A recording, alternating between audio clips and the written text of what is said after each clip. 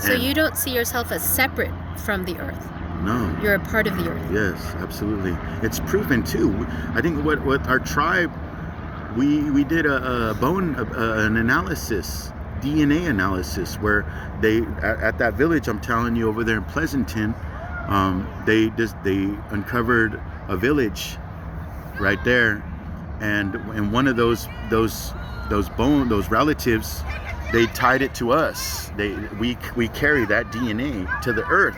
It's in our blood. It's in our blood, in our cells. So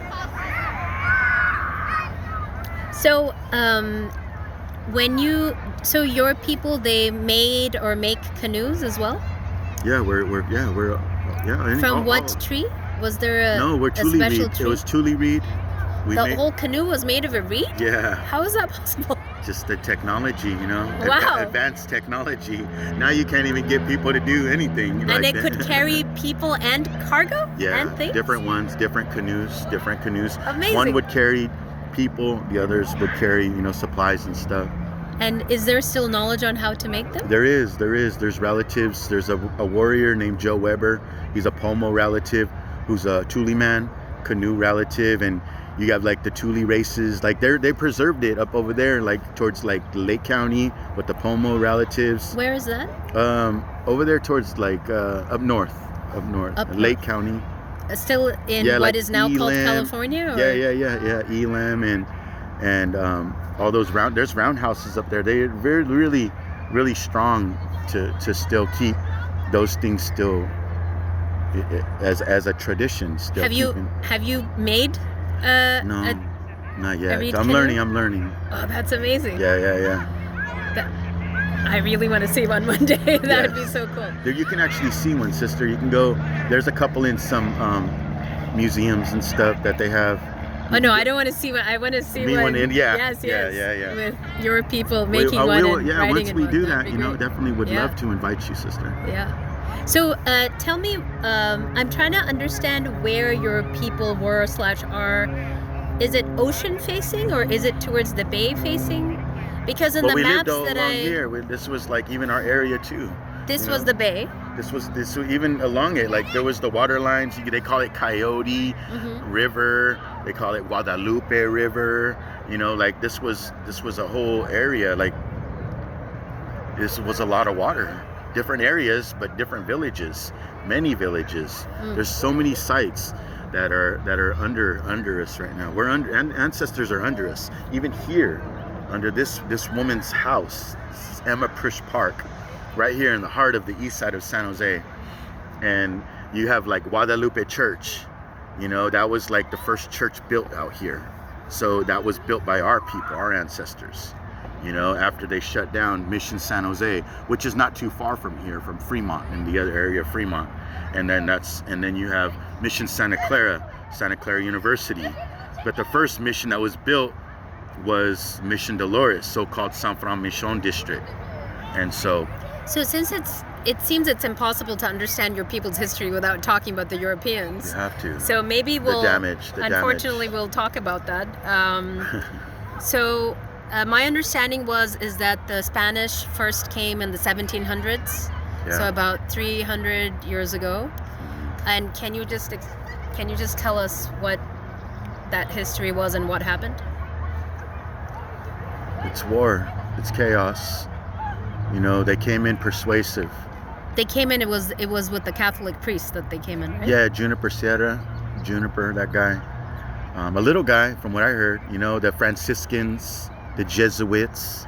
We got to really understand what their philosophy was, their logic, and how they came in. Because look they went and Cortez hit the Teotihuacan all up along the North Pacific waterline. He did that damage, and then that was like in the 1500s, right? Yep. And then you have us being encountered by like Sir Francis Drake, and encountering those exchanges of combat, and then many different.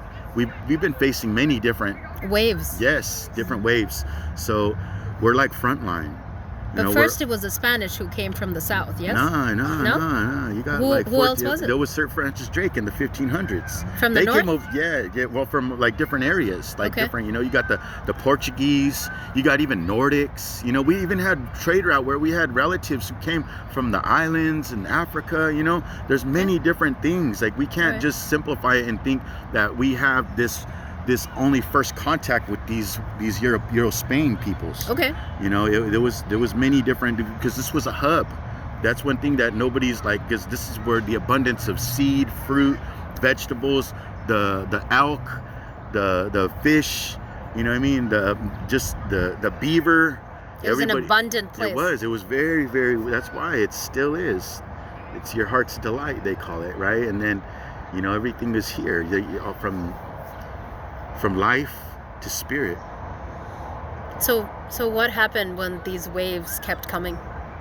Well, they already figured it out over there. They knew the technique, the craft of warfare, chemical warfare. And so they did what they did, They dropped their chemical, and then they created their cycle to convert the papal bull. They had their orders from the Vatican.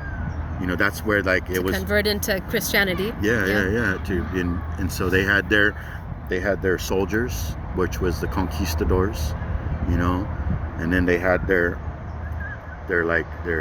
Jesuits, which is like their scholars, their people, their manipulators. And then you had the Franciscans, who were like their groundhogs, their workers, And so everybody had their title. Then they created the Presidio.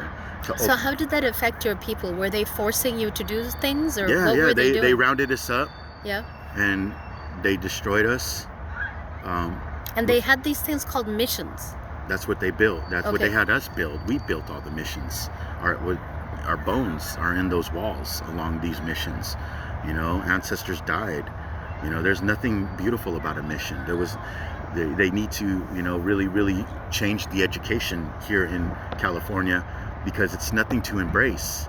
It was the areas of genocide that were very, very, still to this day, we suffer from that generational trauma. What was the purpose of the missions, brother? To convert us into peon laborers, to worship the crowns of Spain.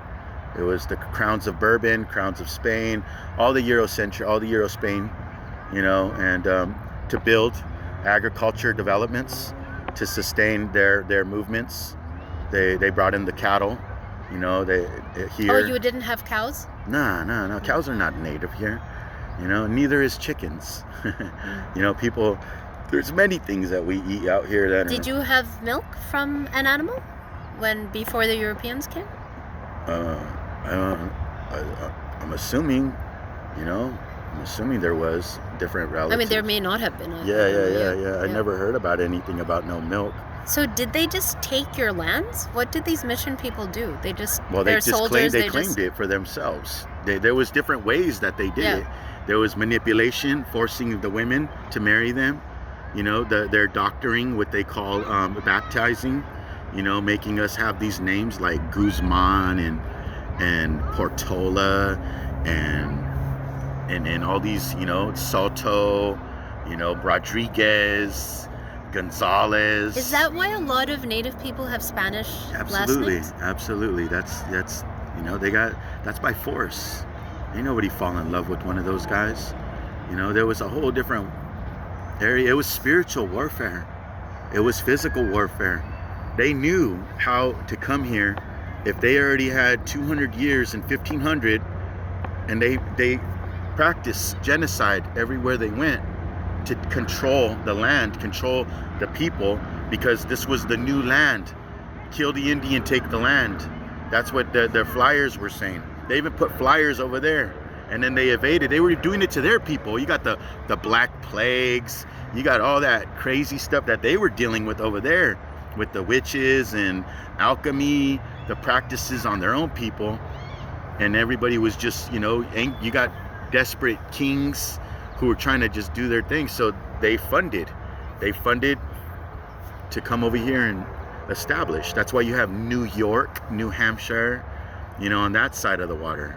Over here, it was Spaniard, right? And Portuguese. I'm learning a lot more now. Portuguese also. Mm-hmm.